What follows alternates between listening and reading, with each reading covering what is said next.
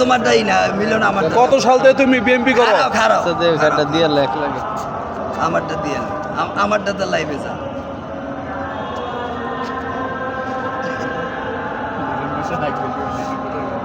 এই না এই লিটন না এদিকে এই মিলনের দিকে এই যে এটা ঘুরাই দিবি ক্যামেরাটা ঘুরাই দে আর ওকে জ্বর করবি ওকে জ্বর ওর মারে শুধু চেয়ার হইলো ভাঙ্গা এনে চেয়ারবো কিন্তু 3-4 হাজার টাকা দা ঠিক আছে এনে একটা চেয়ারবো মু সোনালি স্যার আমি যখন রেডি কমু তো হ্যাঁ রেডি বিসমিল্লাহির রহমানির রহিম।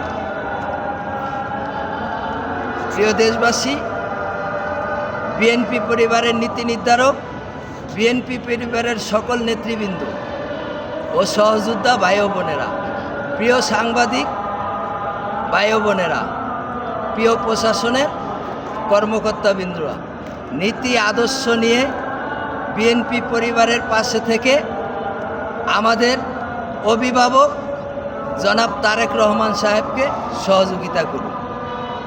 প্রিয় দেশবাসী, দীর্ঘ 17 বছর খুনি শেখ হাসিনা বিনা ভোটে দেশকে প্রশাসনিক রাষ্ট্র হিসাবে রূপান্তরিত করেছে।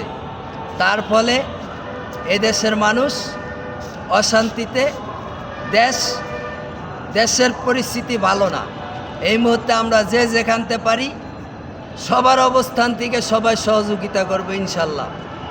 এখানে আমার সাথে প্রায় 20 থেকে 25 জন লোক দীর্ঘ 17 বছর রাজনীতি করছে। এরা 5 তারিখের পর থেকে এখনও নিজের পকেটের টাকা দিয়া এখনও আসে যায়, কিন্তু আমাদের শাহবাগ থানায় যারা নেতৃত্ব দিতেছেন, আহ্বায়ক কমিটির আহ্বায়ক জাকির হোসেন মিন্টু ভাই এবং রফিকুল আলম মজনু ভাই, রফিকুল ইসলাম স্বপন ভাই, রফিকুল ইসলাম স্বপন ভাই কখন আসলেন? যখন রফিক মজুমদারকে ক্রস ফায়ারে মারা হলো। রফিক মজুমদারকে মারার পরে জাহিদ ভাই যখন কমিটি করে তখন আমি বললাম স্বপন ভাইরে কীভাবে আনেন, সে তো রাজনৈতিকে আনফিট। তখন জাহিদ ভাই বলল টাকা লাগে না। আমি কই ঠিক আছে, আপনি যেমনে করেন কমিটি এমনে।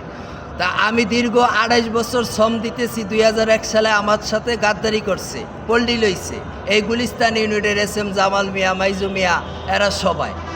ঠিক আবার 17 বছর কিরা কাটছি। আল্লাহর কাছে কইছি, আল্লাহ যতদিন বিএনপি ক্ষমতায় না আইব অতদিন আমি কাজ করবো না, অতদিন আমি কাজ করবো না, অতদিন আমি দিন রাত 24 ঘন্টা বিএনপি করবো। দীর্ঘ 1 বছর হলো সুযোগ সুবিধা নেতারা ভোগ করতেছে। ক্ষমতা আসলো 2 মাসের পরে, এই পর্যন্ত আমাদের কারো খোঁজ খবর নিতেছে না, ফোন দেয় না। তাই আমি ফেসবুকের মাধ্যমে দীর্ঘ 1 বছর যাবৎ ফেসবুক যারা পরিচালনা করেন তাদেরকে অনেক অনেক ধন্যবাদ। আপনারা আমার অনেক সহযোগিতা করেছেন। আপনারা গুলিস্তান থেকে বঞ্চিত কেন হইলেন? গুলিস্তান থেকে আমি বঞ্চিত বলতে গেলে, গুলিস্তান এটা হলো আমার পরিচিতি সভা। আমি কেন্দ্রের থেকে নাইমা রাজপথে আসছি।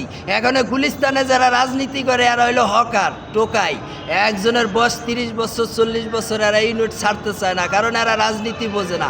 এরা হইলো নিশা করবো পার্কে আর 500 টাকা আর পোলাপান পাল্টাইবো, হকার পাল্টাইবো, নিত্য নতুন লোক মানে টাকা পয়সা কামাইবো। এই জন্যে হকারদেরকে আমি উঠাই দিতে বলছি এবং পুনর্বাসন দেওয়ার জন্য সরকারকে অনুরোধ করছি। পুনর্বাসন কোথায় হবে? নাট্যমঞ্চ অথবা ওসমানী উদ্যান, এই 2টা পার্কের ভিতরে হকারদের পুনর্বাসন দিলে তাতে করে যারা আসবে কেনাকাটা করতে এবং হকার যারা তারাও শান্তি মতন ব্যবসা বাণিজ্য করতে পারবো। এতে রাস্তাঘাটে যানজট। আওয়ামী লীগের আমলে কতটা মামলা খাইছেন? আওয়ামী লীগের আমলে মামলার কোনো ওইটা বলতে পারবো না, কারণ র্যাপের হাতে নির্যাতন হয়েছি, বারবার জেলে দৈরা নিছে। 2014 সালে রিজভী ভাইয়ের সাথে দেখা করতে গেছি, হাত মিলাইতে গেছি, পরে আমারে পুলিশে পল্টন থানায় লয়ে গেছে। বাংলাদেশ প্রতিদিনের লিস্টেড আসামি, গুলিস্তান থেকে গাবতলী পর্যন্ত যত অপকর্ম হয়েছে, হরতাল পিকেটিংয়ে সব আমার নেতৃত্ব হয়েছে সাংবাদিকের বাসায়। এখন আপনার থানার সভাপতি সেক্রেটারি আপনার বঞ্চিত করলো কেন? এখন বঞ্চিত তারা করলো কেন? আমারে বঞ্চিত করছে হইল রফিকুল আলম মজনু ভাই, যাকে আমি দীর্ঘ 25 বছর যাবৎ ধরে চিনি। শাহজাহানপুর থেকে আমার রাজনীতি জীবন শুরু। তো রফিকুল আলম মজনু ভাইয়ের অপেক্ষায় আছি, রফিকুল আলম মজনু ভাই আমাদের কি করে। আমি বঞ্চিত এটা বলবো না, হয়তো তাদের সময় হয় নাই বা তাদের এটা হলো তাদের। আমি জানি দীর্ঘ 1 বছর যাবৎ সবাই সুবিধা ভোগ করতেছেন। আপনার নেতা কর্মীরা কেন পায় না আমার সাহায্যটা সাথে কেন যারা পাচ্ছে না? রয়েছে আমার খবর নিতে চায় না এরা, এই জন্যে যে এদের ধারণা যে আমারে যদি স্থান দিতে যায় তাহলে এদের ভাগে কম পড়বো। আপনি ইউনিয়নের সভাপতি সেক্রেটারি কেন আপনারা সাইড দিচ্ছে না? ইউনিটের সভাপতি সাইড দিচ্ছে না কেন, তাদেরকে কথা জিগাইতে গেলে তারা বিভিন্ন প্রকারে বিভিন্ন অজুহাত ধরে। তারা বলে কি জানেন, কয় ওই সেলিমের কাছে যান, আবার সেলিম বলে অমুকের কাছে যান, আবার অমুক বলে অমুকের কাছে যান। এটা মানে এরা 5-6 জনে খালি টুপি পরায়। তো মানে ওয়ার্ডের সভাপতি সেক্রেটারির কাছে গেছেন আপনি? ওয়ার্ডের সভাপতির কাছে গেছি, আমাদের যুব দলের টিটু ভাই বর্তমানে ওয়ার্ডের দায়িত্বে আছে, তিনি আমাকে বলেন যে তুমি তো কমিটিতে নাই। ঠিক আছে, আমি কমিটিতে নাই, আমি ছিলাম কোথায়, আমি তো মারা যাই নাই। করোনার আগের দিন আমার পাও ভাঙছে, আমার দল থেকে এই পর্যন্ত 10 টাকা সহযোগিতা করে না। আমি আমার বাপের সম্পত্তি বেচা রাজনীতি করি, আমার বাপের সম্পত্তি বেচা রাজনীতি করি, কোনো নেতার চামচামি করি না। সাংগঠনিক হিসাবে জাহিদ হোসেন নওয়াবকে ভালোবাসতাম। আমাকে 2013 সালে শ্যামা ওবায়েদ কাম করার জন্য ফোন দিছে, সাক্ষী আমার আছে, দলিলপত্র আছে। আমি ইউনিটের নেতাদের সাথে এখন কিছু হকার মিল্লা তারা ওই ফুটপাত দখল করে, তাদের সাথে তো আমি মারামারি করব না। রাজনীতির ধর্ম মারামারি নয়, রাজনীতির ধর্ম সেবা। এখন আপনার তারেক রহমানের কাছে কি চান? বাংলাদেশ আমি তারেক রহমান সাহেব যতদিন আমাকে নিজে না ডাকবো অতক্ষণ পর্যন্ত আমি তাকে খুঁজবো না। আমার প্রিয় বড় ভাই হইল রফিকুল আলম মজনু ভাই, যিনি খালেদা জিয়ার আসন থেকে বিপুল ভোটে নির্বাচিত হয়েছে।